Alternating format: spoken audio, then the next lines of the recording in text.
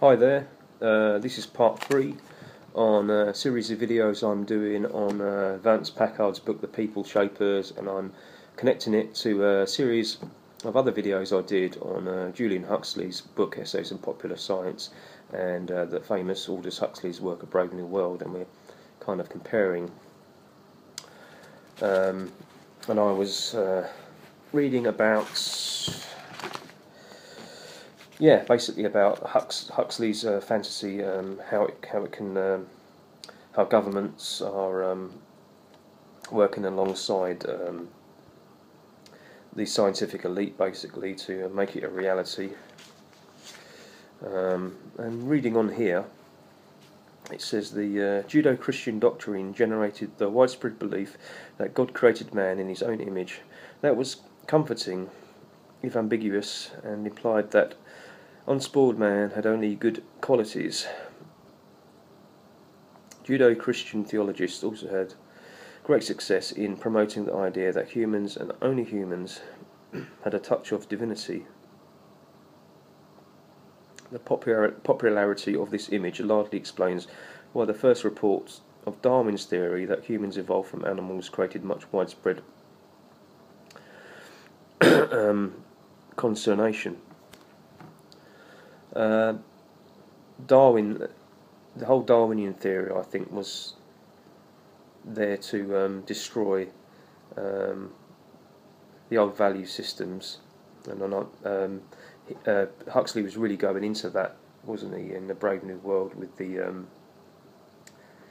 with Ford, how he was using Ford name and the T symbol as a symbol for the new age of humans being mass-produced, just as cars are mass-produced, and that symbol replaced the cross because it replaced all of the old value systems, and that was one of the things that I think that Darwin's theory on evolution did. It also kind of was a bit dehumanising because it made people almost like just like an accident, there was no, it took God out of the picture, even though I don't believe that the Bible is a really good representation of a creator force. Nonetheless, I think that a lot of the common people found it disempowering, so I think that's why it's mentioned there. Here it says the techniques scientists are using or plan to use for reshaping people and their behaviour include the following: stimulating and modifying the brain, programming behaviour, manipulating genes, controlling people by radio, and we mentioned that with the chap Delgado. His surname is spelled Delgado. Delgado. With his electrical stimulation implants in the ball. So controlling people by radio, creating refined techniques for managing large groups of people, marrying man to animal and man to machine, creating new and startling forms of surveillance, manufacturing hearts and other organs, altering dramatically the beginning and end of life. And through this book it goes on to the pros and the cons, the good points and the bad points of it quite well, which is pretty good, I think.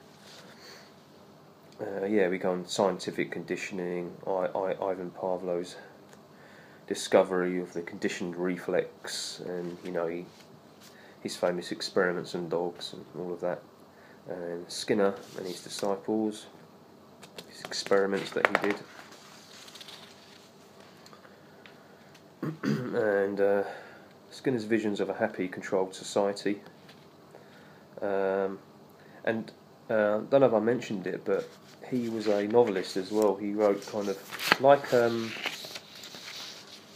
Aldous Huxley. He wrote a utopian novel, and that was called, I think, Walden 2, and it was about human utopia. Skinner's Walden 2, reading from here, is a where everything, including work, is shared. Everyone is contented, like in a Brave New World. Everyone is free of jealousy, Brave New World. Everyone's behaviour is substantially controlled by sound behavioural engineering principles. The founder of the commune, Fraser, is a man who talks a lot like Skinner. Below Fraser there are 6 planners. Below them are managers for every aspect of community life. Members are sometimes called controllees. They follow the commune's rather austere code of conduct. Midnight snacks are forbidden. Members are to be quite puritanical. I don't know if I've said that right about sex. Again, sex control and things. Regard to the outside world, the political manager develops a Walden ticket for local, state and federal elections. Everyone votes for it. So we've got the whole democratic society thing, everyone votes. I don't believe we really live in a democratic society, but, you know, I think that's part of brainwashing.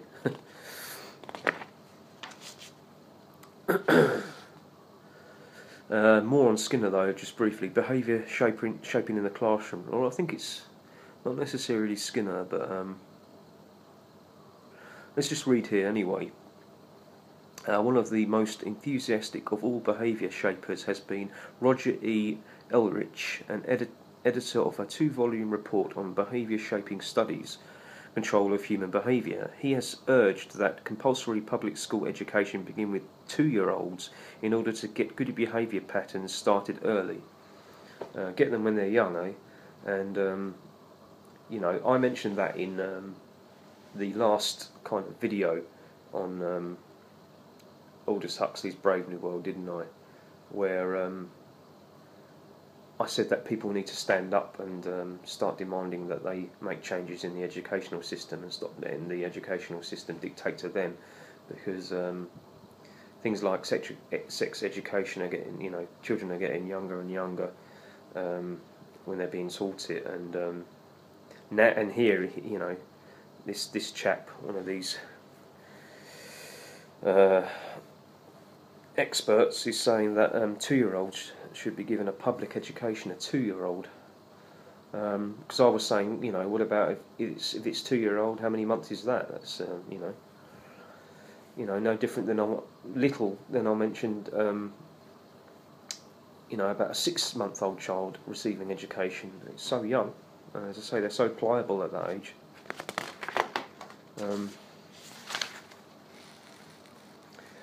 Yeah, to read on, while most of the experimenting and behaviour shaping have been done in the lower grades, they are also carried on in public high schools. Psychologists and graduate students from Stanford University have been coaching local high school teachers on how to manipulate students into proper obedient behaviour patterns without the students' awareness by the systematic use of rewards and punishment.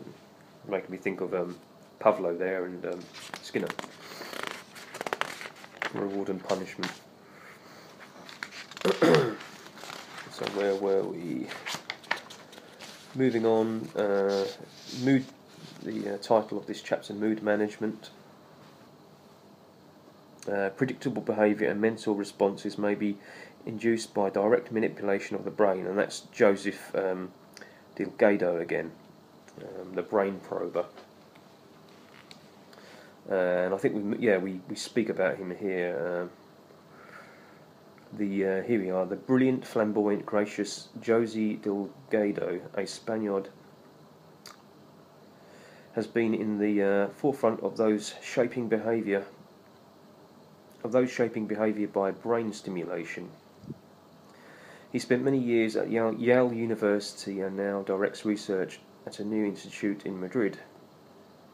And remember, this book is written in 1978, so this guy goes back many years.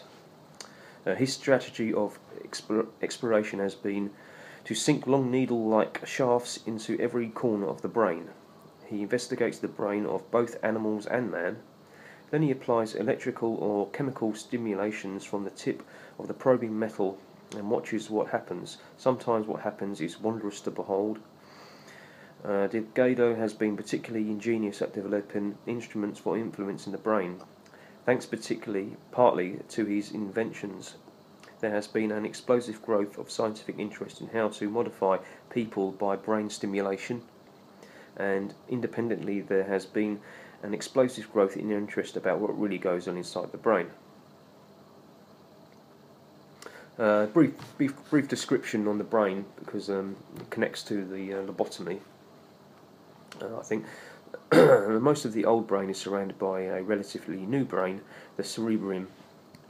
This is a thinking cap, particularly its outer cover, the cerebral cortex, and most particularly the frontal part of the cortex are frontal lobes. All animals from fish up have the beginnings of a cerebrum. In primates it becomes quite substantial, and in man it is a thick mass that helps us read, write, make spaceships and crack jokes.